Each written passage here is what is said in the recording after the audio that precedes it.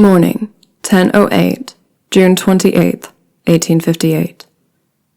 I have officially entered Dunkelheit Manor as my new estate as of this morning. Somehow it feels different, now that it is my residence and home. Once again, my husband has surprised me with the presence of Gordon flowers. They hang from my bedroom balcony, and they are still as breathtaking as the ones from France. Though I do find myself perplexed how he got them here. Even stranger, I don't recall ever telling him or anyone that they are my favorite flowers. Evening, 11:52, July 10th, 1858. My husband and I finally went to a party after much time at home, or me entertaining the Brits with their tea time meetings. I was even asked to perform tonight.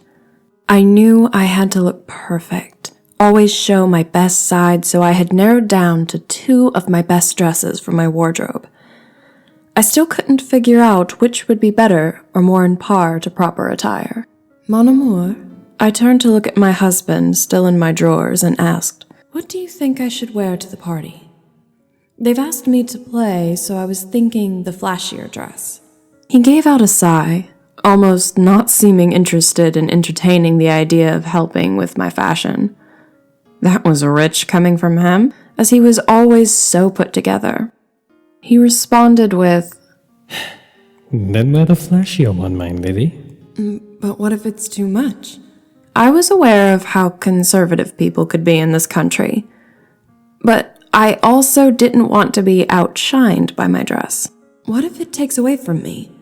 I want to be able to draw attention, however. I sighed and shook my head. What to do? My husband suddenly stood up and went to my wardrobe, but I was quick to berate him in that I already picked out 2 options, though he seemed to ignore me. He grabbed out a different gown and laid it out on the bed, going for my vanity next, pulling out jewels and accessories. He began to almost workshop what he took out, and elaborately placed everything in a well-put-together collection. It was masterful, and a work of art to see him go. He began to speak of why the choices were made and how they'd both complement me, but not take away. The dress's color brought out my eyes, the choker matched them, stuff like that. I put on the ensemble and felt a bit apprehensive that I hadn't seen the value in the getup until that moment. I put up no fight and kept what I was wearing.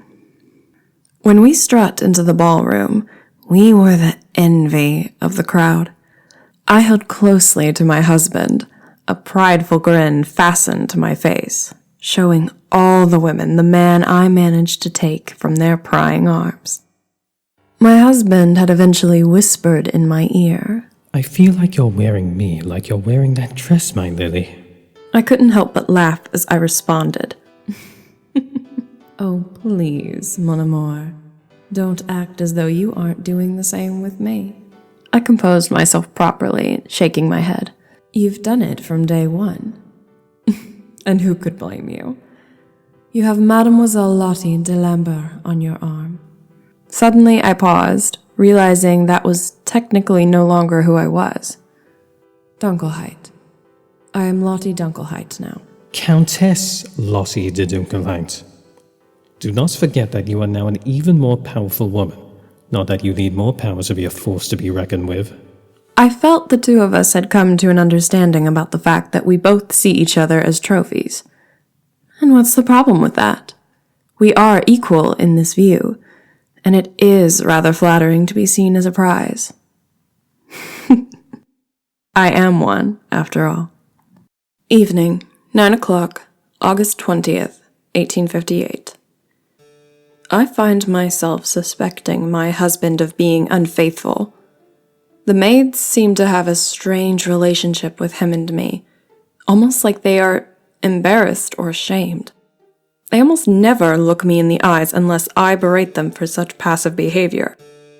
He almost seems to get handsy with them in a way that has implications that doesn't seem appropriate. It's not that he touches them, at least not in front of me and as far as I know. He doesn't truly flirt with them, but the way they react makes it seem like he is. It is hard to believe that he would give his affections to those under him, however. I know he claims to entertain his guests on weekends, but something seems off. Sometimes I hear moaning at night and what sounds like people running around. Usually my husband is nowhere to be found at those times, so it seems like he might be the source of some of these noises. If my suspicions are true, then what a cock. We haven't even been married a year, or half of one, and he's frolicking around with other women. I know I have the highest honor as his wife, but I am bothered more by him going behind my back, sneaking and lying, than I am that he'd fuck someone else. Is this his way of saying I'm not enough to him? Because I am plenty and worth more than being the neglected wife. What an arse. Cunard.